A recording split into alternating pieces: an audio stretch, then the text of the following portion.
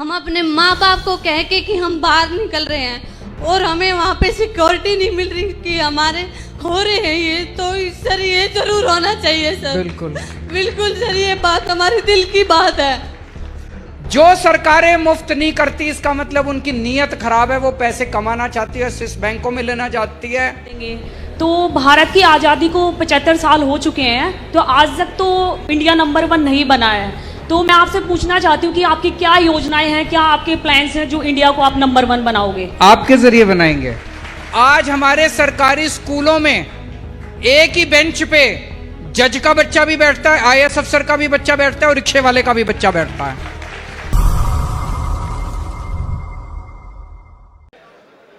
आजादी के 75 साल मना रहे हैं हम लोग, खूब हर्षोल्लास के साथ।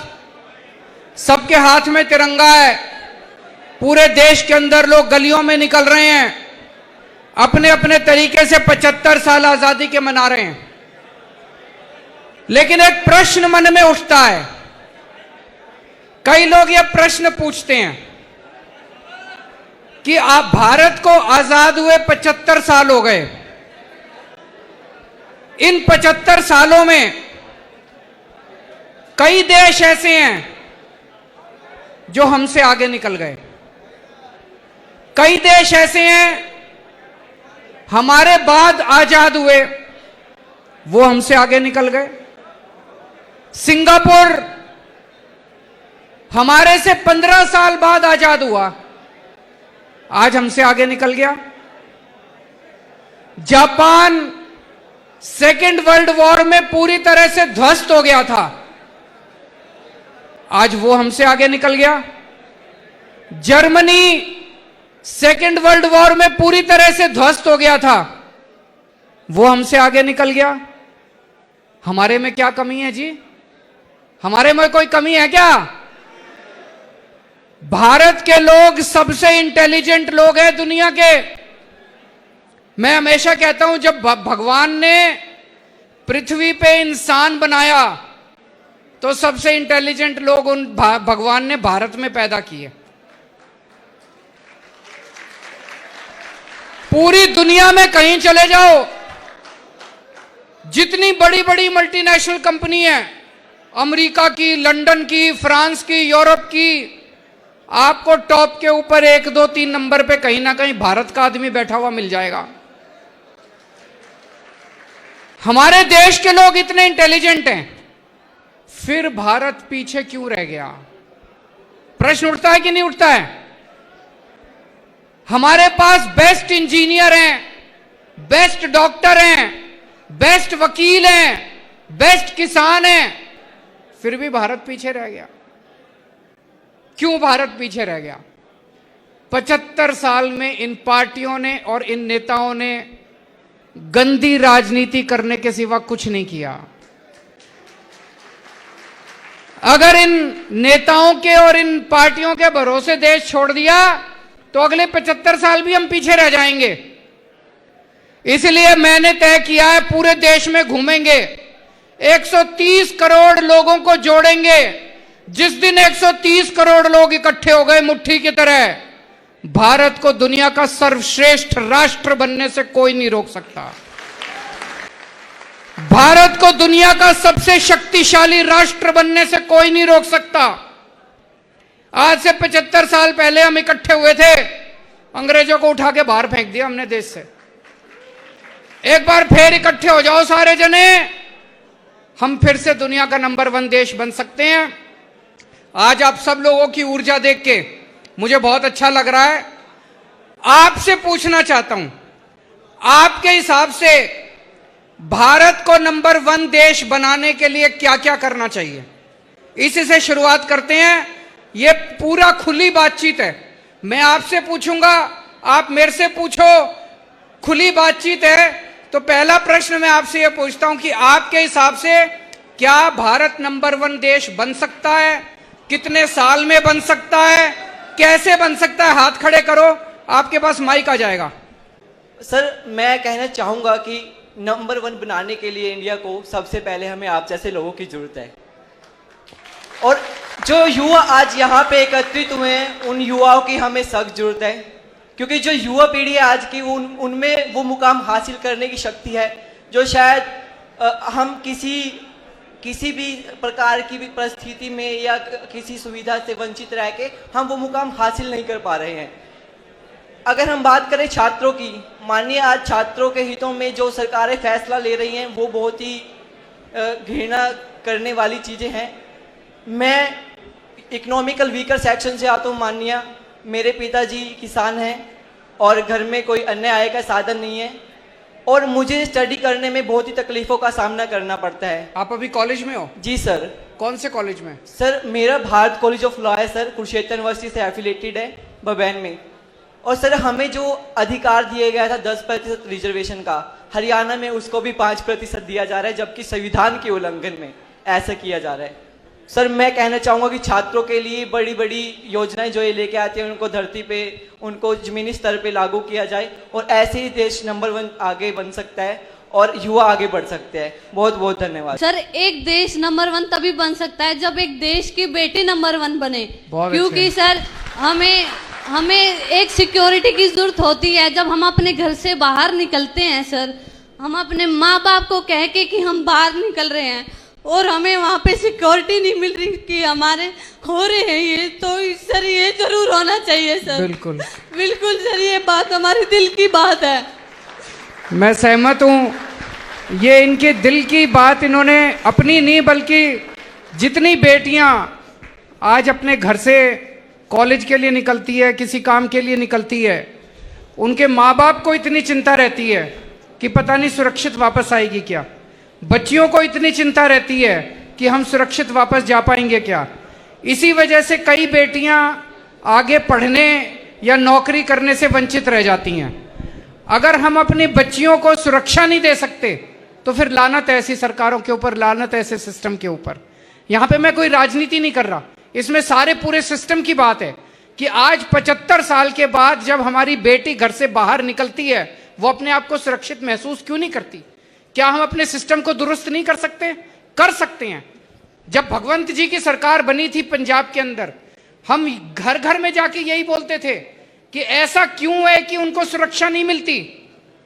ऐसा इसलिए होता है क्योंकि जब एसपी की, डीएसपी की, आईजी की, डीआईजी की, इनकी ट्रांसफर पोस्टिंग होती है तो उसमें पैसे चलते हैं। जब उसमें पैसे चलते हैं, कोई पैसे देके एसपी बनेगा, कोई पैसे देके डीएसपी बनेगा, तो फिर वो तो बलात्कारी के साथ ही जाएगा। फिर जब किसी लड़की के साथ छेड़खानी होगी तो वो बलात्कारी से पैसे लेके पैसे निकालेगा अपने। जब से ये बने हैं, एक भी ट्रांसफर पोस्टिंग में, पुलिस की एक भी ट्रांसफर पोस्टिंग में पंजाब में पैसे नहीं चलते, जाके पूछ लो किसी से भी। अगर हमारा सिस्टम ईमानदार होगा, अगर हमारी पुलिस ईमानदार होगी, मजाल जो किसी बेटी के साथ कुछ हो जाए। मेरा क्वेश्चन सर अरविंद सर आपसे है कि सर जिस प्रकार हमारे रोहतक में पीजीआई कर्मचारी लगने के लिए करीबन 3 लाख रुपए तक देने पड़ते हैं भ्रष्टाचार के उसमें सर, तो क्या सर इसका कभी अंत हो पाएगा? दिल्ली में हो गया, पंजाब में भी हो गया। Thank you sir. Thank you. ईमानदार सरकार चाहिए। Thank you so much sir. मैं आप लोगों के साथ कुछ एक्सपीरियंसेस शेयर करना चाहता हूं।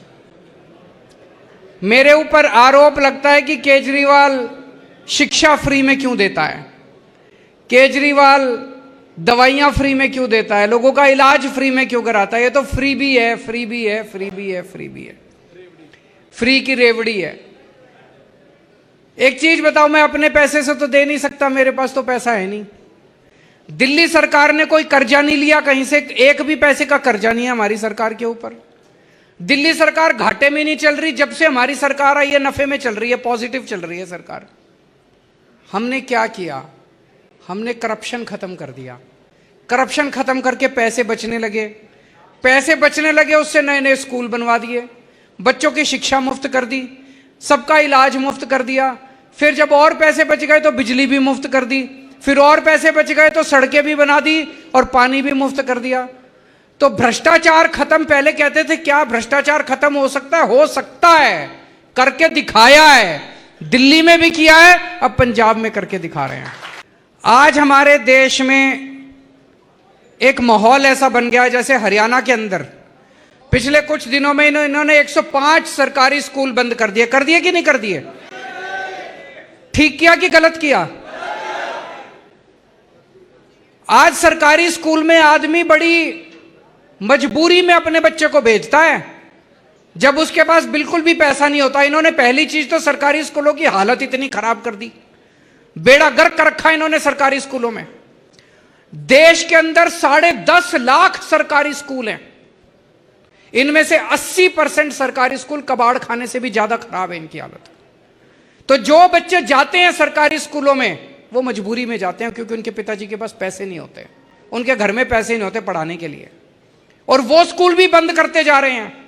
देश के अंदर जगह जगह अलग अलग राज्यों में सुन रहा हूं मैं, यहां इतने स्कूल बंद कर दिए, यहां 1000 स्कूल बंद कर दिए, यहां 1500 स्कूल।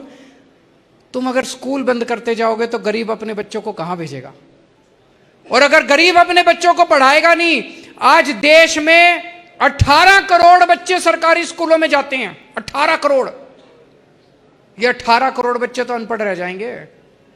अगर ये 18 करोड़ बच्चे अनपढ़ रह गए तो देश दुनिया का नंबर 1 देश बन सकता है? नहीं बन सकता। हमें अपने बच्चों के लिए, चाहे गरीब का बच्चा हो चाहे अमीर का बच्चा हो, हमें अपने बच्चों के लिए अच्छी शिक्षा का इंतजाम करना पड़ेगा। करना चाहिए कि नहीं करना चाहिए? और शिक्षा फ्री होनी चाहिए। दुनिया का कोई भी डेवलप्ड कंट्री उठा के देख लो, अमेरिका उठा के देख लो, लंदन उठा के देख लो, जापान उठा के, हर देश ने अपने बच्चों के लिए अच्छी शिक्षा का इंतजाम करा था। गरीब के लिए भी, अमीर के लिए भी उन्होंने अच्छी शिक्षा का इंतजाम करा था, इसलिए वो अमीर बने। हम जब तक अपने बच्चों के लिए अच्छी शिक्षा का इंतजाम नहीं करेंगे, हम अमीर देश नहीं बन सकते, गरीब के गरीब रह जाएंगे। आज दिल्ली के अंदर हमने करके दिखाया है। ये कहते थे सरकारी स्कूल चल नहीं सकते, इसलिए सरकारी स्कूल बंद कर दो, प्राइवेट में भेज दो अपने बच्चों को, सरकारी स्कूल बंद कर दो। हमने दिल्ली में सरकारी स्कूल ठीक करके दिखा दिए। आपने देखा, जाके देखे दिल्ली के अंदर? दिल्ली में सरकारी स्कूल इतने शानदार कर दिए, पिछले साल 4 लाख बच्चों ने अपने प्राइवेट स्कूलों से नाम कटा के सरकारी स्कूल में भर्ती हुए हैं। अमीर लोग भी अब अपने बच्चों को सरकारी स्कूलों में भेज रहे हैं।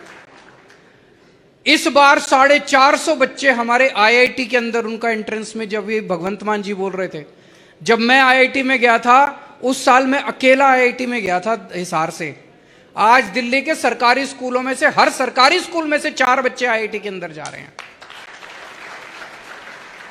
अब आप सोच के देखो, एक कारपेंटर का बच्चा, लड़का कारपेंटर 10,000 रुपए 12,000 रुपए महीना कमाता है, उसका लड़का आईआईटी के अंदर कंप्यूटर साइंस में चला गया। जब वो निकलेगा 3 लाख 4 लाख रुपए महीने की उसकी तनख्वाह होगी। तो कारपेंटर की तो जिंदगी बन गई, परिवार गरीबी से निकल गया कि नहीं निकल गया? मैं हमेशा कहता हूं, एक पीढ़ी के अंदर हम अपने देश की गरीबी दूर कर सकते हैं अगर हम अपने सारे बच्चों को अच्छी शिक्षा दे दें तो। सर, मेरा सवाल आपसे ये रहेगा कि आप दिल्ली और पंजाब में बिजली पानी मुफ्त दे रहे हैं, जो कि लोगों की बेसिक नीड है, लेकिन सर हमारे देश में संसाधनों की कमी है, और मैं पूछना चाहता हूं कि आप बिजली पानी को आगे कैसे टैकल करेंगे। और इसके साथ साथ एक चीज और पूछना चाहता हूं, मेक इंडिया नंबर 1 में बिजली पानी का क्या योगदान रहेगा? देखो, ये आजकल जो आप अखबारों में भी पढ़ते होंगे कि कुछ लोगों का कहना है कि बिजली फ्री क्यों दे रहे हो जी, पानी फ्री क्यों दे रहे हो। अभी तक नेता क्या करते थे? पैसे खूब कमाते थे, भ्रष्टाचार करते थे, अपने पैसे स्विस बैंक में ले जाते थे, जनता को कहते थे, आप कुछ भी काम कराने जाते थे, कहते थे पैसा नहीं है, सरकार घाटे में चल रही है, पैसा नहीं है, सरकार घाटे में चल रही है। हम लोगों ने सरकार बनाने के बाद देखा कोई घाटे में नहीं चल रही, सरकार के पास बहुत पैसा है, सारा पैसा चोरी कर रखा इन्होंने। उस पैसे को बचाना चालू किया हमने। दिल्ली के अंदर हर काम में पैसा बचाते हैं, और वो जो पैसा बचा उससे हमने गरीबों की बिजली मुफ्त कर दी, उससे हमने जनता का पानी मुफ्त कर दिया, लोगों के स्कूल बनवा दिए, अपने अस्पताल, खूब मोहल्ला क्लिनिक बनाया इन्होंने, 100 मोहल्ला क्लिनिक बना दिया अभी 5 महीने के अंदर, दवाइयां मुफ्त कर दी। आप जितने भी डेवलप्ड कंट्री उठा के देख लो, अभी मैं देख रहा था जर्मनी ने अपने सारे नागरिकों का पूरा ट्रैवल फ्री कर दिया। बड़े बड़े जितने, कई सारे देश ऐसे हैं जिन्होंने पूरी शिक्षा मुफ्त की हुई है अपने बच्चों की। कई सारे देश ऐसे हैं जिन्होंने पूरी स्वास्थ्य सेवाएं मुफ्त की हुई हैं अपनी। कई सारे देश ऐसे हैं जिन्होंने यात्रा मुफ्त की हुई है अपने लोगों की। तो आप मुफ्त तभी कर सकते हो जब आप ईमानदार सरकार चला रहे हो। जो सरकारें मुफ्त नहीं करती इसका मतलब उनकी नीयत खराब है, वो पैसे कमाना चाहती है, स्विस बैंकों में लेना चाहती है। अभी दिल्ली के अंदर आपने सुना होगा, ये हमारे एमएलए खरीदने के लिए हमारी सरकार गिराने के लिए आए। 20-20 करोड़ रुपए दे रहे थे एक एमएलए को। कहां से आया जी ये पैसा? 40 एमएलए खरीदने के लिए 800 करोड़ रुपए लेके आए थे। कहां से आया ये पैसा? सरकार से ही तो निकाला इन्होंने। जो आपका टैक्स का पैसा है, पेट्रोल डीजल का पैसा है, वही तो निकाला इन्होंने। ये चोरी हम नहीं करते, एमएलए हम नहीं करते, एमएलए नहीं खरीदते, सरकारें नहीं गिराते, ईमानदारी से काम करते हैं। सारे काम होंगे अगर ईमानदारी से होगा तभी देश आगे बढ़ेगा। हाँ जी सर, मेरा नाम ज्योति अहलावत है।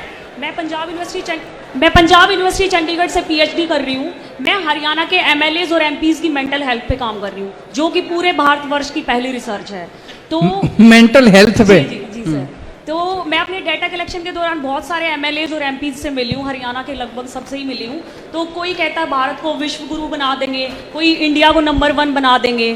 तो भारत की आज़ादी को 75 साल हो चुके हैं, तो आज तक तो इंडिया नंबर 1 नहीं बना है।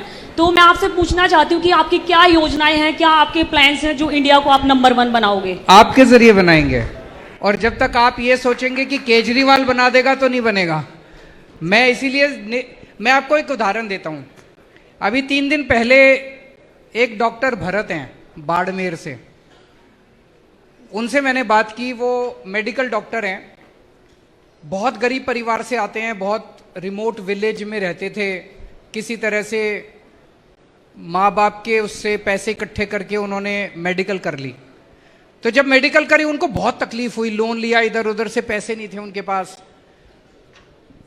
मेडिकल करते करते जब वो सेकंड ईयर में थे तो उन्होंने ये तय किया कि जो दूसरे गरीब बच्चे हैं मैं उनकी मदद करूंगा। उसके खुद की जेब में पैसे नहीं है और उसने कहा कि मैं मदद करूंगा। उसने 50-50 ऑर्गेनाइजेशन चालू करी, जिसमें हर साल वो 50 बच्चों को इकट्ठा करता है, गरीब बच्चों को, अनाथ बच्चों को, कई ऐसे बच्चे जिन्होंने पढ़ाई छोड़ दी 11वीं के बाद, ऐसे बिल्कुल गरीब से गरीब बच्चों को इकट्ठा करके कहता है मैं फ्री में उनको ट्यूशन देता हूं। और उसने कहीं से एक बिल्डिंग डोनेशन में ले ली, 2-4 और लोगों से डोनेशन लेके वो 50 बच्चों को वहां पे रेजिडेंशियल रखता है। उनके खाने पीने का सबका खर्चा डोनेशन से करता है। हर साल 50-50 बच्चों को लेता है। 10 साल हुए, लगभग 500 के करीब बच्चे उसने करे होंगे। 65 बच्चों को वो मेडिकल में एडमिट करवा चुका है। उन 65 में से 10 बच्चों को एम्स में, ऑल इंडिया मेडिकल के अंदर उसने एडमिट करवा दिया। जब हमारा सारा देश इकट्ठा हो जाएगा ना, 130 करोड़ लोग, भारत दुनिया का नंबर 1 देश बन जाएगा। और अगर आपने नेताओं के भरोसे छोड़ दिया, ये जिन एमपी एमएलए की आप स्टडी कर रही हो, तो कभी नहीं होने वाला। इन्होंने 75 साल खराब कर दिया और 75 साल खराब कर देंगे।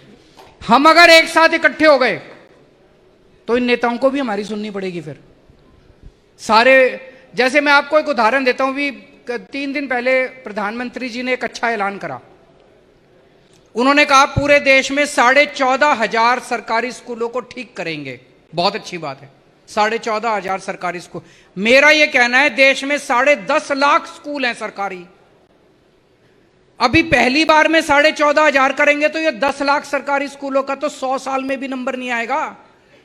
ऐसा क्यों नहीं कर सकते? सारी राज्य सरकारों को एक साथ लेते हैं और ये 10.5 लाख के 10.5 लाख स्कूलों को एक साथ ठीक करने का प्लान क्यों नहीं बनाते? बना सकते हैं। हमने दिल्ली के अंदर हमने सारे स्कूल एक साथ ठीक कर दिए। मान साहब ने कसम खाई है अगले 5 साल में पंजाब के सारे स्कूल ठीक कर देंगे। अगर 5 साल में हम 2 राज्यों के स्कूल ठीक कर सकते हैं तो केंद्र सरकार 5 साल में पूरे देश के सारे 10.5 लाख स्कूल तो ठीक कर ही सकती है। अब वॉर मिशन पे काम करना पड़ेगा, युद्ध स्तर के ऊपर काम करना पड़ेगा, तब आगे बढ़ेगा। लेकिन काम आपने करना पड़ेगा। आप अगर नेताओं से सोचोगे ये भारत को नंबर 1, उन्होंने कोई इंटरेस्ट नहीं है। वो तो ये देखेंगे उनके दोस्त को दुनिया का नंबर 1 अमीर आदमी कैसे बनाया जाए, पीजी कॉलेज से। तो इनका प्रश्न है कि 105 स्कूल जो बंद हुए हैं, ये कहते हैं कि 105 स्कूल इसलिए बंद करे क्योंकि वहां पे बच्चे कम आते थे। बच्चे कम क्यों आते थे जी? बच्चे कम इसलिए आते थे क्योंकि उन्होंने स्कूल कबाड़ा कर दिया, सबने अपने बच्चे निकाल लिए। मैं चैलेंज करता हूं, आज उन 105 स्कूलों में आप शिक्षा अच्छी कर दो, सारी फैसिलिटी दे दो, देखो बच्चे बढ़ जाएंगे। और अब इन्होंने हरियाणा में और उल्टा कर दिया कि आप अगर अपने बच्चों को प्राइवेट स्कूल में भेजोगे तो सरकार उनको सब्सिडी देगी, स्कूल वालों को सारी फीस देगी, 1100 रुपए 800 रुपए महीना आपकी। और अगर आप सरकारी स्कूल में भेजोगे तो 500 रुपए महीना आपको देने पड़ेंगे। कितने गरीब बच्चे हैं जिनके माँ बाप के पास 500 रुपए महीना देने को हैं? फिर तो लोगों को अपने बच्चों को निकालना ही पड़ेगा स्कूलों से। तो आज देश के अंदर जरूरत यह है कि सरकारी स्कूल और बहुत ज्यादा बढ़ाए जाएं और उनको भी अच्छा बनाया जाए, ना कि सरकारी स्कूलों को बंद किया जाए। इसके हम सख्त खिलाफ हैं। आदरणीय मुख्यमंत्री जी को मेरा नमस्कार। नमस्कार। मेरा नाम प्रथम शर्मा है और मैं हिसार जिले का रहने वाला हूं। मेरे मत के अनुसार जब तक मेरे देश का युवा बेरोजगार है तब तक हम इंडिया नंबर 1 नहीं बन सकता। बिल्कुल बिल्कुल सही बोल। और हरियाणा प्रदेश में तो यह स्थिति और बेहतर हो गई है। हरियाणा प्रदेश में जो एम्प्लॉयमेंट रेट है वो 30% है। पूरे देश में एम्प्लॉयमेंट रेट 37% है जी, 37% है। तो आज तक कोई भी सरकार इस रेट को कम नहीं कर पाई है और यह दिन ब दिन बढ़ रहा है। कैसे बढ़े, कैसे ठीक होगा? या तो सरकार कुछ ऐसे योजनाएं लाए जिससे ये रोजगार बढ़ सकें, या फिर स्टार्टअप कंपनीज आए, या बाहर की कंपनियां, कुछ मल्टीनेशनल कंपनी भारत में आए ताकि रोजगार बढ़ सके। सारे काम करने पड़ेंगे। रोजगार कैसे मिल सकता है? बिल्कुल सही कहा। जब तक हमारे हर युवा के पास अच्छा रोजगार नहीं होगा, भारत नंबर 1 देश नहीं बन सकता। केवल भाषणबाजी रहे। गलत तो नहीं कह रहा? हर युवा के पास अच्छा रोजगार होना चाहिए। रोजगार अच्छा कैसे मिलेगा? सर एक्चुअली मेन तो सोर्स जो होता है जॉब का या किसी भी चीज का, वो होती है शिक्षा। अगर शिक्षा अच्छी है तो ऑटोमेटिकली जॉब अच्छी मिलेगी, डिग्री अच्छी है जॉब अच्छी मिलेगी। बिल्कुल। बट सर क्या होता है कि डॉक्टर भीमराव अंबेडकर ने बोला था इक्वालिटी, बट सर अब इंडिया में इक्वालिटी नहीं रही है। अब क्या हो गया है, SC BC वालों को पहले सीटें मिल जाती है, जर्नल वाले रह जाते हैं। तो क्या सर हमें बचपन से ये हमारे माँ बाप को ये बोलना चाहिए कि तुम जर्नल में पैदा हुए हो तो तुम्हें पढ़ाई हार्ड करनी है, या तुम्हें किसी और चीज में इंटरेस्ट नहीं लेना, सिर्फ तुम्हें पढ़ाई करनी है, जब भी तुम्हें कॉलेज में जाके एडमिशन मिलेगा? ऐसा जरूरी है क्या सर? भीमराव अंबेडकर जी ने इक्वालिटी इसलिए रखी थी क्योंकि उस टाइम पे SC BC वालों को नीचे बिठाया जाता था, उन्हें शिक्षा देने का हक नहीं था। बट अब क्या होता है कि जर्नल वाला 80% लेके लाइन में खड़ा होता है, SC BC वाले 50% लेके सीटें ले लेते हैं। मेरे साथ खुद ऐसा हुआ था सर। मैं गुड़गांव से हूँ, सेक्टर 9 से। हमारे यहाँ पे सेक्टर 9 PG कॉलेज है। मेरी 12th क्लियर हुई, मेरे घर वालों ने बोला तेरी परसेंटेज अच्छी नहीं आई। सर मेरी परसेंटेज थी 75 कॉमर्स विद इको से। मैं एडमिशन लेने गया, मैंने सर 15 दिन चक्कर काटे, मेरे कट ऑफ में नाम आता था, मेरी जगह SC BC वाले 50-50 45% पे सीट ले जाते थे। फिर सर मुझे रेगुलर में एडमिशन नहीं मिला, मैंने अपना 1 साल ड्रॉप किया। मैंने इग्नू से करा, इंदिरा गांधी यूनिवर्सिटी से, ओपन यूनिवर्सिटी से। फिर सर मेरे को वहाँ एडमिशन मिला, वहाँ मेरे को साथ साथ फिर जॉब भी करनी पड़ गई। अब मेरी सर ग्रेजुएशन आधी रह गई है, और सर मैं अब इंडिया बुल्स में वर्किंग था, वो नोएडा शिफ्ट हो गई है, मेरी जॉब भी छूट गई, मेरे पास डिग्री भी नहीं है। तो क्या हम जर्नल वालों को अब क्या ऐसे पढ़ाई करनी चाहिए कि हाँ तुम जर्नल से हो तो तुम पढ़ाई करते जाओ, लास्ट में आके SC BC वाले सीटें ले जाएंगे? ये इक्वालिटी थी सर भीमराव अंबेडकर जी की।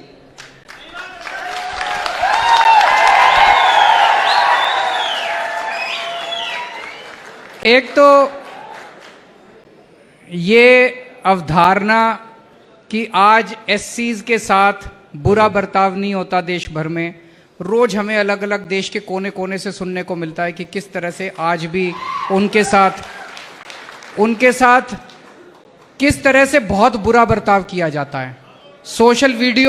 सोशल उस पे मीडिया में भी कई सारे ऐसे वीडियो आते हैं, सोशल मीडिया पे ऐसे कई सारे देखने को मिलता है, पढ़ने को मिलता है। आप लोगों ने भी पढ़ा होगा कि देश के कोने कोने में किस तरह से आज भी 21वीं सदी, जैसे एक उदाहरण है, एक आईपीएस ऑफिसर था राजस्थान का। वो बता रहा था, बोला जी मैं आईपीएस में हो गया, मेरी शादी थी, शादी के वक्त उसके गांव के अंदर सारे इकट्ठे हो गए, बोले अगर तू घोड़ी पे चढ़ा तो देख लियो तेरे को घोड़ी पे नहीं चढ़ने देंगे। ये अभी कुछ 1 साल पहले की बात है। आईपीएस ऑफिसर एससी समाज का, उसकी शादी थी, आईपीएस करने के बाद उसको घोड़ी पे नहीं चढ़ने दिया।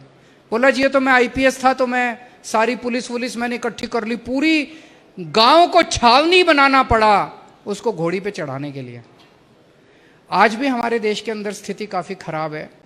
तो पहली चीज तो मैं ये कहना चाहता हूं कि ये जो रिजर्वेशन किया गया वो इसलिए किया गया, जो सदियों से जो एक इनइक्वालिटी चली आ रही थी वो बराबरी का हक देने के लिए, ताकि सब बराबर उस पे आ सकें। दूसरी चीज, ये जो हमारी एक मेंटालिटी बन गई है, पढ़ने के बाद नौकरी, पढ़ने के बाद नौकरी, पढ़ने के बाद नौकरी, ये अंग्रेज जो सिस्टम छोड़ के गए थे, मैकॉले का सिस्टम था 1830 1840 के अंदर। मैकॉले ने अंग्रेजों ने एक ऐसा सिस्टम, पहले देश के अंदर कोई नौकरी नहीं ढूंढता था, सारे अपना अपना काम करते थे। ये मैकॉले एक सिस्टम बना के गया था कि बीए करोगे, बीकॉम करोगे, एलएलबी करोगे, फलाना करोगे, उसके बाद नौकरी चाहिए। सारे अंग्रेजों के पास नौकरी मांगने जाते थे, अंग्रेजों के यहां क्लर्क बन जाते थे हम सारे। 1947 में हमने एक बहुत बड़ी गलती करी, हमने देश का शिक्षा व्यवस्था हमने नहीं बदली, अंग्रेजों की शिक्षा व्यवस्था आज भी कायम है। दिल्ली के अंदर हमने एक प्रयोग किया है, आतिशी जी यहां खड़ी हैं, ये उस दिल्ली के सिस्टम का जो एजुकेशन सिस्टम है उसका बहुत बड़ा इसमें इनका योगदान है। दिल्ली में 11वीं और 12वीं के बच्चों को, मेरे पास अभी एग्जाम्पल नहीं है, नहीं तो आपके रोंगटे खड़े हो जाते जब मैं आपको उदाहरण देता। 11वीं और 12वीं के बच्चों को हम बिजनेस करना सिखाते हैं कि आप नौकरी, हम उनके दिल के अंदर कूट कूट के भरते हैं बच्चों के कि आपको नौकरी मांगने वाला नहीं बनना, नौकरी देने वाला बनना है। हम हर बच्चे के दिमाग में ये डालते हैं कि जब तू स्कूल से निकलेगा, कॉलेज से निकलेगा, तू कम से कम 2 लोगों को नौकरी देगा, नौकरी मांगेगा नहीं, कसम खा। उनको बिजनेस करना सिखाते हैं। सरकार की तरफ से हर बच्चे को 2-2 हजार रुपए दिए जाते हैं, सरकार देती है 2-2 हजार रुपए, और उसको कहते हैं इससे बिजनेस कर। आपको लगेगा 2 हजार रुपए में क्या बिजनेस होता है, मेरे को भी शुरू में लगा, ये इन लोगों ने पूरा ये प्लान बनाया था। लेकिन अब जो नतीजे आ रहे हैं, 2 हजार रुपए इस बच्चे को मिले, 2 हजार इस बच्चे को, 2 हजार इस बच्चे को। अब ये कुछ 8 बच्चे, 10 बच्चे, 20 बच्चे इकट्ठे हो सकते हैं। तो मान लो 8 बच्चे इकट्ठे हुए और उन्होंने अपनी टीम बना ली, 16 हजार रुपए हो गए उनके।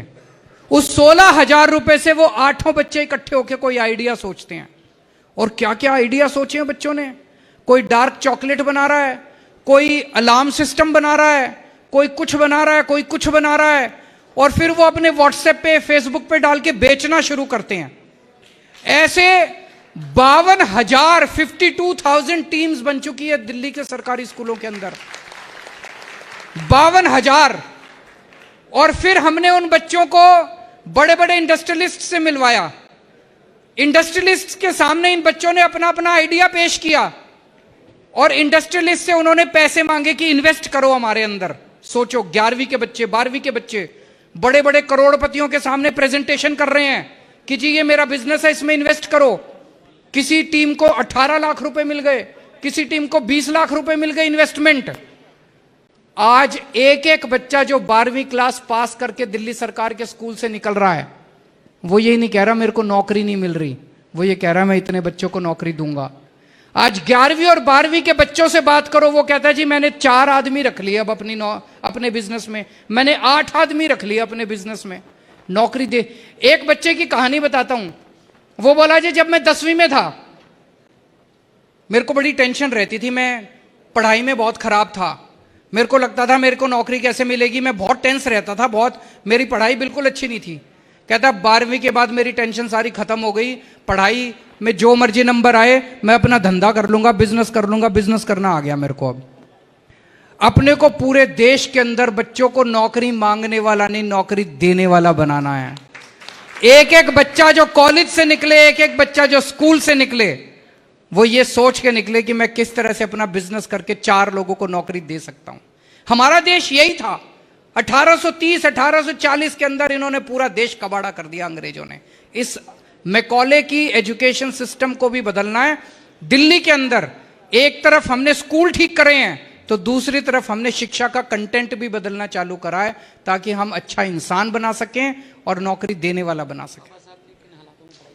बाबा साहब ने भी किन हालातों में पढ़ाई की थी। सोचो, एक गरीब से गरीब परिवार से निकला हुआ वो बच्चा, गरीब परिवार से, और वो कहां चला गया? अमेरिका में कोलंबिया यूनिवर्सिटी में पीएचडी करने के लिए। आज तो आपके पास इंटरनेट है, इंटरनेट पे देख लेते हो कोलंबिया यूनिवर्सिटी कहां है। मैं सोच रहा था उस बच्चे को बताया किसने होगा कि कोई कोलंबिया यूनिवर्सिटी भी है, और फिर आ गया लंदन से दूसरी 2-2 पीएचडी करी उसने उन दिनों के अंदर। और कोई किसी के नमस्कार सर। हाँ जी सर, जय हिंद। जय हिंद। मेरा नाम नरेंद्र चौधरी, मैं फरीदाबाद से आया हूँ और एक सुझाव और एक सवाल है मेरा। सर, मैं आम आदमी पार्टी पे बहुत सारे गीत स्लोगन्स लिखता हूँ। मेरा ये मानना है कि सर देखिए, देश के हर नागरिक की सोच को बदलना बहुत ही असंभव कार्य है। बिल्कुल बदलेंगे, हर नागरिक की सोच बदलेंगे। जी सर, आपके साथ मिलके बदलेंगे। सर, जब तक व्यवस्था परिवर्तन नहीं होगा तब तक कुछ नहीं बदल सकता है, और व्यवस्था परिवर्तन के लिए सर सत्ता परिवर्तन होना बहुत जरूरी है। तो हम सब युवा ये सपना देख रहे हैं कि आप 2024 में प्रधानमंत्री बने और इस देश में बदलाव करें और आगे बढ़े। साथियों, हम सब आपके साथ हैं सर।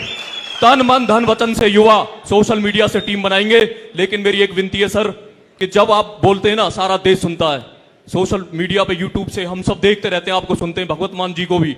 जो अच्छे काम आप कर रहे हैं, मीडिया जैसे जैसे चुनाव पास में आएंगे सर 2024 के, मीडिया अच्छी चीजें पब्लिश नहीं करेगा, क्योंकि आपको देखिए भगवान ने इतना ज्ञान दिया है, इतना दिमाग है, आप सारा सॉल्यूशन खुद कर देंगे। क्योंकि मैंने स्वराज, जो आपने पुस्तक लिखी थी आंदोलन के बाद, स्वराज, वो पूरी पुस्तक पढ़ी है सर। 80% तक आप समस्याओं को सर खत्म कर सकते हैं। क्यों कहते हैं ना, कोई चीज कम नहीं कर सकते लेकिन खत्म कर सकते हैं, चाहे वो रोजगार हो, कोई भी समस्या हो। मेरा बस एक ही सवाल है कि आप एक ऐसा मिशन बना दें कि ये युवा जो अभी ठाली और खाली बैठे हैं, 18 से 35 साल के करोड़ों युवा पूरे देश में, आप हर जिले में जाएं, क्योंकि 75 सालों में आजादी में ऐसा पहली बार हुआ है कि इस तरह से सवाल जवाब होते हैं। नहीं, नेता आते हैं, भाषण देते हैं और चले जाते हैं। सर, आपने राजनीति को बदला है, ये क्रेडिट आपका। लेकिन एक आखिरी बात है कि आम आदमी की आखिरी उम्मीद आप में है सर। तो भगवंत मान जी भी बहुत अच्छा पंजाब में काम कर रहे हैं, लेकिन सर हर जिले में जाएं, समय बहुत कम है। कुछ लोगों कहते हैं ना कि जितना समय है सब लगा दो, कुछ लोगों को मैं जगाता हूं, कुछ लोगों को आप जगा दो। तो साथियों, परिवर्तन हमें करना। आप प्रधानमंत्री 2014 से सर एक ही सपना है, 2014 से आपको 2024 में पीएम देखना सर, और 2035 तक इस देश को विश्व गुरु सुपर पावर बनाना सर। थैंक यू, जय हिंद। बहुत अच्छा। नमस्कार sir. Sir left side sir, front row. नमस्कार सर। हाँ जी, हाँ जी सर। सबसे पहले तो मैं बहुत ज़्यादा नर्वस हूँ, तो उसके लिए सॉरी। मेरा आपसे ये क्वेश्चन है सर कि जो make India number 1, make India number 1 हम सब बैठ के कर रहे हैं यहाँ पे, क्या वो इंसानों के लिए है केवल? हमारे और जीव हैं, जंतु हैं, हमारी गौ माता है, उन सब के लिए नहीं है सर? सबके लिए है। फिर सर हम पर्यावरण पे तो ध्यान दे ही नहीं रहे बिल्कुल भी। देना चाहिए, आप बताओ सर। देखो जितने हमारे युवा साथी बैठे हैं, सबके सब धूम्रपान इतना करते हैं, मैं सबकी बात नहीं कर रहा लेकिन बहुत ज्यादा करते हैं। तो सर गवर्नमेंट को एक पॉलिसी लानी चाहिए कि धूम्रपान बिल्कुल बंद हो जाएगा देश से। नॉन वेज है वो बिल्कुल बंद हो जाएगा, हमारा पर्यावरण बचेगा तो हम बच पाएंगे सर। तो क्या आप मुझे ये गारंटी दे सकते हो आज कि मैं नॉन वेज, पर्यावरण और मतलब ये धूम्रपान, पर्यावरण को तो नहीं सर, नॉन वेज और धूम्रपान को इनको खत्म कर दूंगा देश से। अच्छा, एक चीज बताओ, जब हमने दिल्ली में सरकारी स्कूल ठीक करने चालू करे तो कुछ लोग मेरे पास आए, बोले जी एक काम करो, कानून बना दो कि सारे नेताओं के बच्चे सरकारी स्कूल में पढ़ेंगे, कानून बना दो सारे अफसरों के बच्चे सरकारी स्कूल में पढ़ेंगे, बोले जी अपने आप सरकारी स्कूल ठीक हो जाएंगे। मैंने कहा ऐसे अगर बना दिया ना तो उस क्लास में तो ठीक कर देंगे जिस क्लास में वो बच्चा जाता है, उस बच्चे को एक्स्ट्रा ट्यूशन, स्कूल ठीक नहीं होने वाले। और दूसरा मैंने कहा जबरदस्ती नहीं कर सकते किसी के साथ। मैंने कहा मैं सरकारी स्कूल इतने अच्छे कर दूंगा कि लोग खुद ब खुद अपने बच्चों को इन स्कूलों में भेजना चालू कर देंगे। आज हमारे सरकारी स्कूलों में एक ही बेंच पे जज का बच्चा भी बैठता है, आईएएस अफसर का भी बच्चा बैठता है और रिक्शे वाले का भी बच्चा बैठता है। आप लोगों ने खुद ब खुद, अफसरों ने, बड़े बड़े लोगों ने अपने बच्चों को सरकारी स्कूल में भेजना चालू कर दिया। जबरदस्ती नहीं करनी अपने को माहौल ऐसा तैयार करना है, लोगों को तैयार करना है कि वो खुद ब खुद धूम्रपान करना छोड़ दें, वो खुद ब खुद नॉनवेज करना छोड़ दें, वो खुद ब खुद जो है गलत हरकतें छोड़ दें। आप कानून जितने मर्जी बना लो, कानून बनाने से कोई नहीं छोड़ने वाला। छुप के पिएंगे, ब्लैक होएगी, उससे फायदा नहीं है। हमें समाज को बदलना है, सोच को बदलना है। बस अब आखिरी क्वेश्चन लेंगे, फिर उसके बाद। जय हिंद सर। हाँ जी, जय हिंद सर। सर मेरा नाम वासु है, मैं रोहतक से हूँ। हाँ जी सर, आपने एक मुहिम चलाई है मेक इंडिया नंबर 1 की। 1 मिनट बैठ जाइए, बस 5 मिनट और। सब लोग बैठ जाओ, सब लोग बैठ जाओ, सब लोग बैठ जाओ प्लीज। सर, आपने मुहिम चलाई है मेक इंडिया नंबर 1 की, तो इसके तहत स्पोर्ट्स में हम नंबर 1 कैसे होंगे? देश में इतना भ्रष्टाचार है, उसकी वजह से स्पोर्ट्स में बच्चे आगे नहीं जा पा रहे। बिल्कुल सही कहा आपने। 130 करोड़ लोगों का देश है, और जब ओलंपिक्स की बात आती है तो गिने चुने अवार्ड आते हैं, उसी को हम सेलिब्रेट करते हैं। हमारे स्पोर्ट्स के अंदर इतना ज्यादा भ्रष्टाचार है, इतनी ज्यादा राजनीति है कि पूरा सिलेक्शन प्रोसेस गड़बड़ है। जिस तरह से भर्तियां होती हैं, जिस तरह से सिलेक्शन किया जाता है, वो सारी गड़बड़ है। 130 करोड़ लोगों के देश के अंदर हमें तो सारे मेडल जीत लेने चाहिए, ऐसा होना चाहिए। वो सिस्टम बन सकता है। अभी जैसे दिल्ली में हमने स्पोर्ट्स यूनिवर्सिटी बनाई है, उस स्पोर्ट्स यूनिवर्सिटी का मकसद ही ये है कि ज्यादा से ज्यादा ओलंपिक के अंदर मेडल जीत के लाना है। आप लोगों ने ट्रैफिक लाइट पे देखा होगा, छोटे छोटे बच्चे जब आपसे पैसे मांगने आते हैं, आप खिड़की नीचे कर देते हो, और आप देखते हो वो छोटे छोटे बच्चे कलाबाजी खाते हैं, वो सर्कल के अंदर से निकल जाते हैं, जिम्नास्टिक करते हैं। अगर इन्हीं बच्चों को पकड़ के आप ओलंपिक में जिम्नास्टिक्स में भेज दो, मुझे लगता है सारे गोल्ड वोल्ड सारे हम जीत जाएंगे। पर इनको बच्चों को सिलेक्शन कौन कराएगा? इनको कोई पूछता ही नहीं है। तो हमारे देश में टैलेंट तो बहुत है, लेकिन हमारे देश में वो टैलेंट जो है उसको रिकॉग्नाइज नहीं किया जाता। इस व्यवस्था को ठीक करना पड़ेगा।